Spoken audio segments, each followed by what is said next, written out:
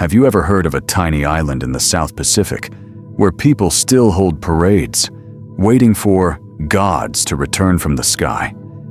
This isn't a Greek myth, and it's not a fairy tale. It's a real phenomenon that began less than a century ago and continues to this day. On the island of Tanna, in the nation of Vanuatu, every year on the same day, the villagers gather. They put on military uniforms, carry rifles made of bamboo, raise the American flag, and gaze toward the heavens. They are waiting for John Frum, a messenger who once promised to bring prosperity and abundance, to come back. It sounds strange, but before you smile and dismiss it as the naive belief of a distant culture, pause for a moment and ask yourself, are we, with our grand cathedrals, sacred symbols, and unshakable creeds, really any different? In the next moments, we'll embark on a journey across time and continents, from the caves of our ancestors to towering temples, from ancient scriptures to the laboratories of quantum physics, in search of an answer that may change the way you see God and yourself. So hold on to your ticket of curiosity, because what lies at the end of this journey will not only challenge your mind, but may also touch the deepest part of your soul. 1. The Cargo Cult and the Mirror of Faith. It is the 1940s, and the world is engulfed in the fires of World War II.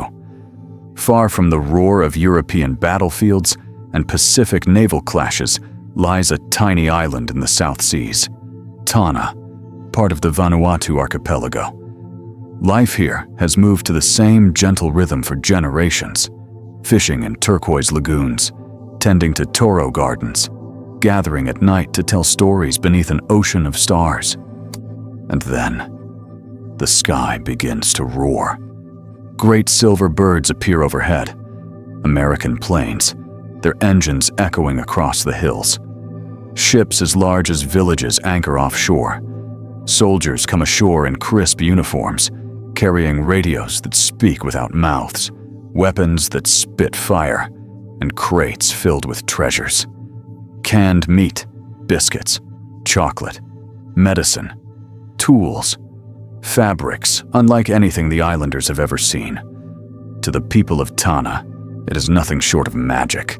These strangers from the sky bring abundance without asking for anything in return. Surely, they must be messengers of powerful spirits. But as quickly as they arrived, they are gone. The war ends. The beaches grow quiet again. The sky is empty. And yet, the memory remains. In the years that follow, certain villages on Tanna decide they must bring these beings back. They clear airstrips in the jungle, fashion wooden control towers, and march in formation carrying rifles carved from bamboo. They raise American flags and hold ceremonies to honor John Frum, a mysterious figure, perhaps an American soldier, perhaps a spirit, who they believe will one day return with gifts and prosperity. This tradition continues even now. Every February 15th, John Frum Day is celebrated with parades, songs, and watchful eyes turned skyward. It's easy to smile at this, to call it naive, a charming relic of an isolated culture. But before we do, consider this. Are we so different? We too build grand structures for our gods, soaring cathedrals, golden temples, stone circles. We too have our rituals, our sacred symbols, our processions.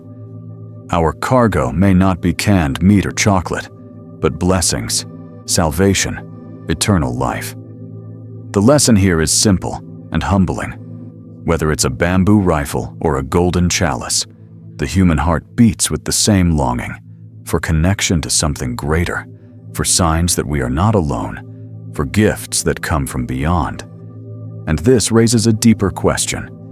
If people separated by oceans and centuries create such similar expressions of the sacred, could all these gods be different faces of the same being? That is where our journey takes us next, to peel back the layers, to meet the many masks of the divine, and to see what lies behind them. 2. Masks of the divine. Why all gods look familiar. Travel far enough, and you'll hear 1,000 names for God.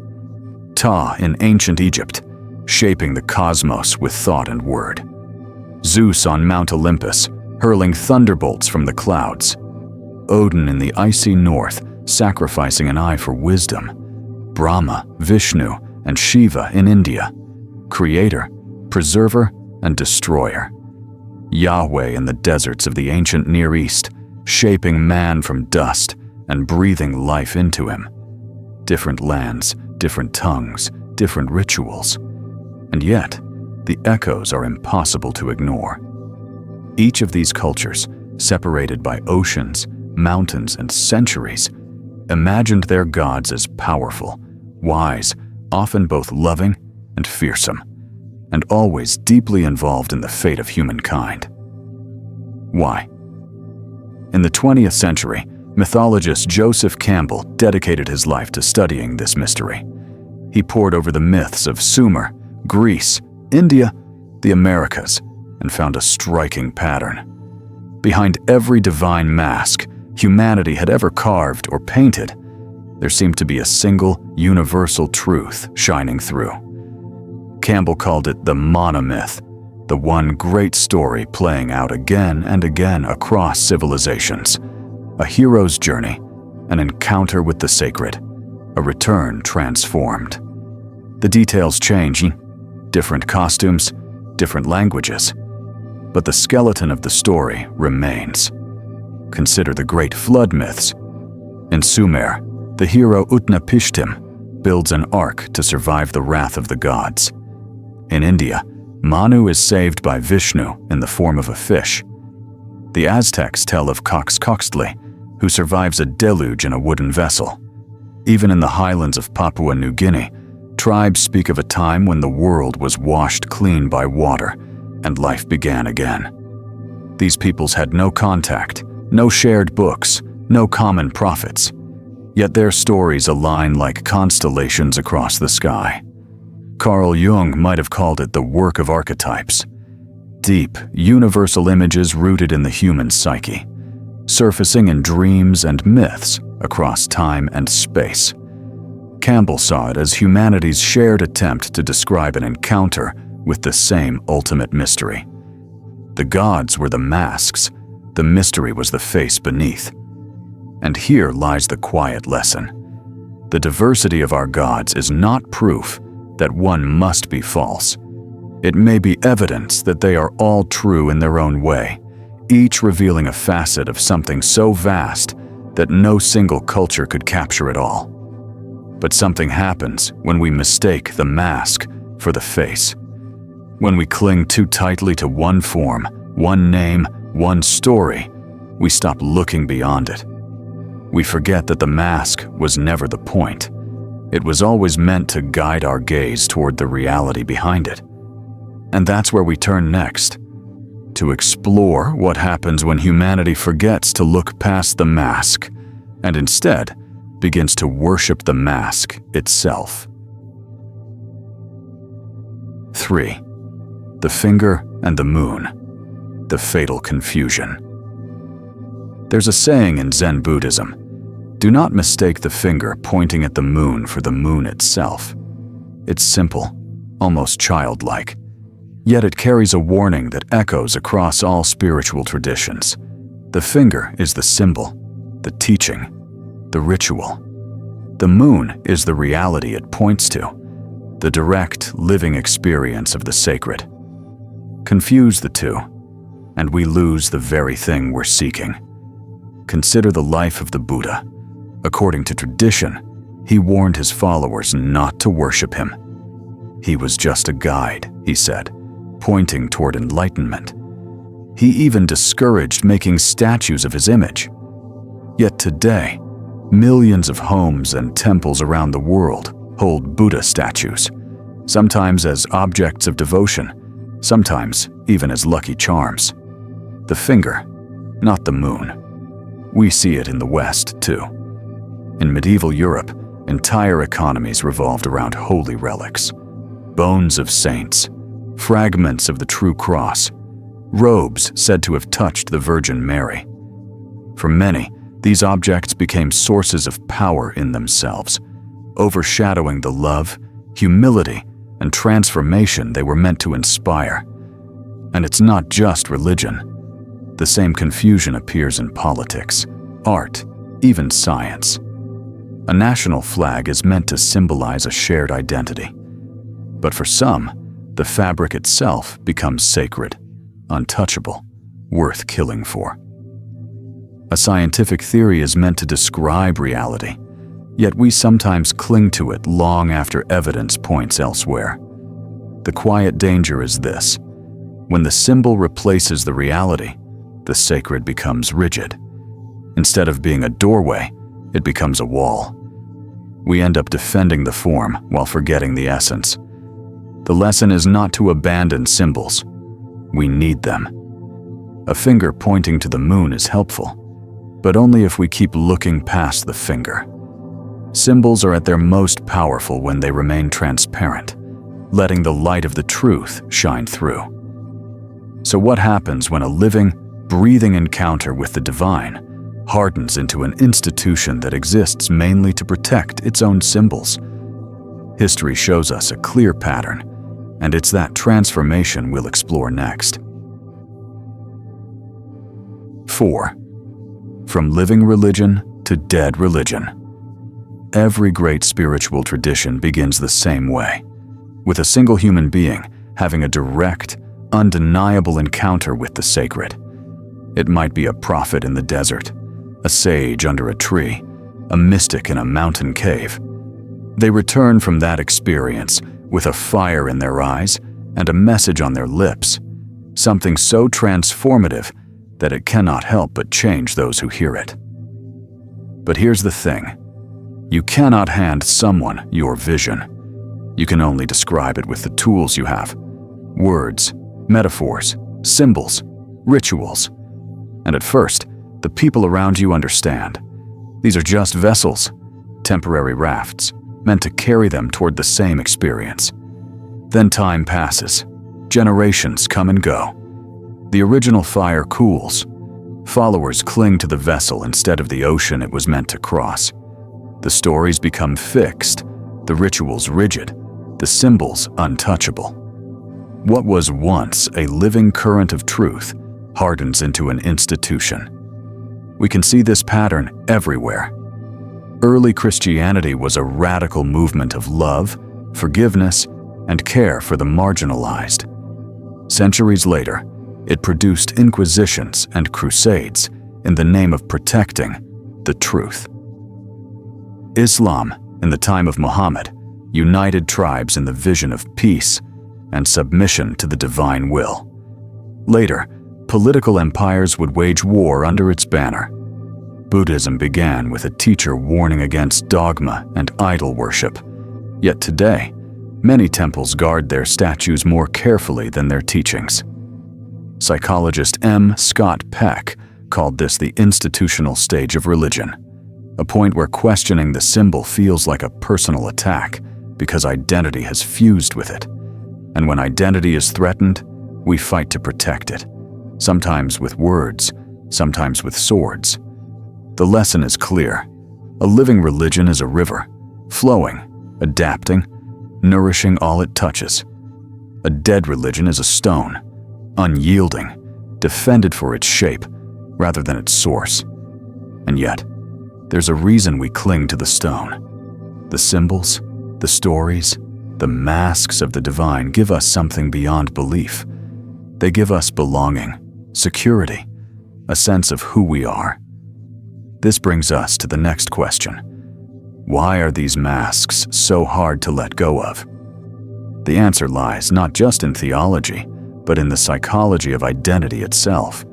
And that is where our path leads next. The power of the mask. Why we can't let go. If the mask is not the face, if the symbol is not the reality, why is it so hard for us to set them aside? The answer lies deep in our psychology. Masks are not just pieces of art or tradition. They are containers for identity. When we wear a mask or inherit one from our culture, we are not just believing in a story. We are believing in ourselves through that story. A religious icon, a sacred text, a ritual. These are not neutral objects. They hold memories of our family, our childhood, our community. They tell us where we belong and who we are. They give structure to the chaos of life, offering clear rules about right and wrong, good and evil. In times of uncertainty, the mask becomes an anchor. Throughout history, masks of the divine have also served a social purpose. They unite people under a common banner, strengthen group loyalty, and sometimes justify power structures. Kings have ruled by the will of God. Empires have expanded for the glory of God. And communities have survived because a shared belief bound them together. To let go of a mask, even for a moment, can feel like stepping into a void. Who am I without my tribe's stories? What happens if the symbols I've trusted all my life are not the final truth? These questions can be terrifying. So terrifying that many would rather defend the mask at all costs than risk removing it. We see this not only in religion, but in politics, sports, even science. A political flag, a team's colors, a theory, they become sacred in the same way, defended with the same passion. To challenge them is to challenge the very ground someone stands on. The small but vital lesson: masks are powerful because they protect us, guide us, and bind us together. But that same power can trap us if we forget that the mask was always meant to be temporary. And so, the real challenge is not to destroy the mask, but to see through it, to recognize the light shining behind it. In our own time, something remarkable is happening. For the first time in history, we have access to all the world's masks at once. Traditions that once lived in isolation now share the same digital space, the same conversation. This unprecedented meeting of symbols and stories is creating a new possibility. And that's exactly what we'll explore next. 6. The hidden thread. Mystics across time and space. If you listen closely to the voices of history, past the noise of kings, armies, and dogmas, you can hear something softer, yet far more enduring. It's the voice of the mystics. They appear in every culture, every era, speaking different languages, using different symbols. Yet somehow, they seem to be describing the same thing. A single, boundless reality, a unity that underlies all differences. In 3rd century Rome, the philosopher Plotinus spoke of the One, the infinite source from which all existence flows, and to which all things return. In the Islamic world, the Sufi poet Ibn Arabi wrote of the unity of being, seeing every face as a unique reflection of Allah. In India, the sage Shankara taught that the universe is Brahman, one reality appearing as many forms through the play of Maya, the cosmic illusion. Half a world away, Taoist masters in ancient China described the Tao as the silent, formless origin of all things, the river from which every stream of life flows. Jewish mystics in the Kabbalistic tradition spoke of Ein Sof, the endless light that manifests as the tree of creation. Different masks, same light. And when these mystics met, as they sometimes did through travel, trade, or conquest, they often recognized each other instantly, even without sharing a common religion. It wasn't about agreeing on doctrines. It was about recognizing a shared inner landscape, like two mountaineers meeting at the same summit from opposite sides of the mountain. What they found, again and again, was that love, unconditional, expansive, without borders, was not just a virtue, but the very fabric of reality itself. And this wasn't an abstract theory for them. It was something they felt, as real as the ground beneath their feet. The small but profound lesson: at the heart of every genuine spiritual awakening is not a set of beliefs, but an experience of connection so deep that it erases the illusion of separation. And here's where the story turns toward us. For the first time in human history, the wisdom of these mystics, once locked away in monasteries, temples, and esoteric texts, is available to anyone with an internet connection. Their voices are no longer whispers in hidden corners. They are woven into the global conversation. Which leads us to our next step. If this unity is real, if love truly is the foundation of the universe, could science itself be pointing toward the same truth? 7. When physics meets God. Imagine holding the most powerful microscope ever built. You place an apple beneath it. First, you see the smooth skin. Zoom in, and the surface becomes a mosaic of plant cells, tiny bricks of life. Closer still, and those cells dissolve into molecules: DNA, proteins, sugars, lipids. Each molecule is made of atoms, with their buzzing clouds of electrons and dense nuclei of protons and neutrons. We've now left the visible world far behind, but we keep going. The protons and neutrons are themselves made of quarks, unimaginably small particles, like notes in the symphony of matter. And beneath the quarks, that's where we meet the frontier of human understanding. Modern physics offers two main portraits of this invisible realm. String theory suggests that all particles are tiny vibrating strings, each with its own frequency. Quantum field theory paints a different picture, that every particle is a ripple in an underlying field, like waves on a vast ocean.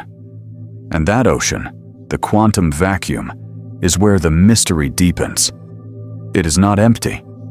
It is a roiling sea of potential, where virtual particles blink into existence and vanish in an instant.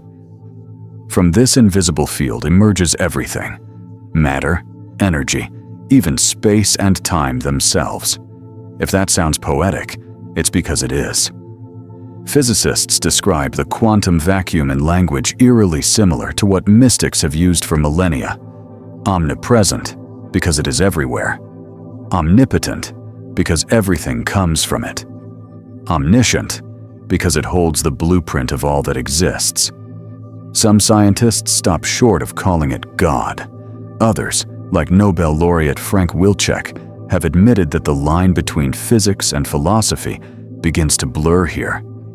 Could it be that what the mystics called Brahman, the Tao, the One, is this underlying field, and that their visions were, in a way, the first human encounters with the quantum vacuum? The quiet lesson: science and spirituality may be telling the same story in different dialects. One uses mathematics and experiments. The other uses metaphor and meditation. Both point toward a single underlying reality. And if that's true, then this unity isn't just a beautiful idea. It may hold the key to humanity's survival, which is exactly where our journey takes us next. 8. Awakening the planetary mind. For most of human history, we have lived in tribes, small circles of family, language, and shared belief. We knew who was us and who was them. That instinct kept us alive, but it also kept our vision narrow. Today, something unprecedented is happening. The walls between tribes are thinning. A teenager in Nairobi can watch lectures from Tibetan monks. A farmer in Brazil can read the poetry of Rumi. A scientist in Tokyo can collaborate in real time with a physicist in Geneva. This is more than cultural exchange. It is the birth of what some thinkers call the planetary mind. The moment when humanity begins to think, feel, and act as a single organism. The signs are everywhere. Environmental movements now speak not only for nations, but for the Earth as a whole. Space exploration reminds us that from orbit, there are no borders, just one fragile blue sphere drifting through the dark. Crises like climate change, pandemics, and global inequality make it painfully clear. We rise or fall together. But awakening the planetary mind is not just about shared information, it's about shared consciousness. It means seeing the stranger not as an other, but as another cell in the same body. It means realizing that harming one part of the system harms the whole, and that caring for the whole is the surest way to care for ourselves. Mystics have been urging this shift for centuries. Science is now confirming it. Studies show that compassion and cooperation are not just moral ideals. They are strategies for survival encoded into our biology. When we work together, our species thrives. When we fracture into endless us versus them, we weaken the very organism we belong to. The lesson is both inspiring and urgent. The planetary mind is not a dream for the distant future. It is a skill we can practice right now in how we speak, how we listen, how we choose to live. And if we succeed, something extraordinary becomes possible. A civilization that honors its many masks, but knows they all belong to the same face. Which brings us to our final step, the heart of this journey. The moment we turn the mirror toward the ultimate question. If there is only one face, what does it truly look like? 9. The path to direct experience. For all the words we've spoken on this journey, all the stories, the science, the symbols, there is something none of them can do for you. They cannot give you the experience. Every mystic in history, from the deserts of Egypt to the mountains of Tibet, has said the same thing.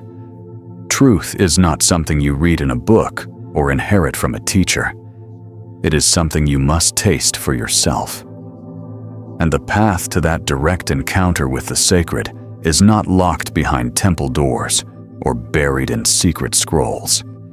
It can be as simple as sitting still and listening, truly listening, to the quiet hum beneath the noise of your thoughts. For some, it begins in meditation, noticing the breath, feeling the body, watching the mind without judgment. For others, it comes in nature, standing before a mountain or an ocean until you feel yourself dissolve into its vastness. Some find it in service to others, when the boundaries between me and you suddenly vanish in an act of compassion. Modern neuroscience tells us these moments are not just poetic, they are measurable. Brain scans of experienced meditators show a quieting of the default mode network, the part of the brain that constructs the story of I, me, mine. As that story fades, a new perspective opens, one of connection, spaciousness, and peace. This is what the mystics meant by awakening, not believing in a new doctrine, but seeing the world and yourself without the old filters. And once you've seen it, even for a moment, you understand why they spoke in terms of love, unity, and light. The small but essential lesson: direct experience doesn't require abandoning your tradition. It requires going so deep into it that you pass through its symbols into the reality they point toward. And that reality is what we've been circling around from the very beginning. It is the face behind the mask, the presence beyond all names. And in our final chapter, we will look straight at it together. 10. One is all. All is one. The call to remember. Imagine for a moment that you are a single cell in the body of the universe. You have your own membrane, your own tiny world. You breathe, you work, you live your life. And yet, without knowing it, you are part of something vast, a living whole you cannot fully see. Now imagine that one day you remember. you remember that the boundaries you thought were solid are not the whole truth. That yourself is like a wave in the ocean, real in form, but inseparable from the water itself. The wave is not less for knowing it is water. It is more. It belongs to something infinite. This is what the mystics, the philosophers, and even some scientists have been pointing to all along. One is all is one. The same energy that flared into being at the birth of the cosmos is beating in your chest right now. The same pattern that shapes galaxies is spiraling in the DNA inside your cells, in the quantum vacuum, in the Tao, in Brahman, in the One. There is no separation. Every act of kindness you offer is felt everywhere. Every wound we inflict on one another ripples through the whole. We are not just in the universe. We are the universe, looking at itself through billions of eyes. The final lesson is both simple and revolutionary. To remember this truth is to live differently. To treat others as yourself is not an act of moral heroism. It is simply living in alignment with what is already real. And the call now is not for a chosen few, but for all of us. The planetary challenges we face, climate change, conflict, inequality, are symptoms of forgetting. Our survival as a species depends on remembering. The good news is, remembering doesn't require grand gestures. It can begin in the smallest moments, listening without judgment, helping without expecting, pausing to feel gratitude for the breath in your lungs. Each of these is a thread, and together, they weave the fabric of a conscious, compassionate humanity. And so, as we close this journey, the invitation is simple. Look at the masks, honor their beauty, but let your gaze pass through them. See the face that has been there all along. Feel the truth that has been whispering in every story, every ritual, every heartbeat. You are not separate. You never were. One is all, and all is one.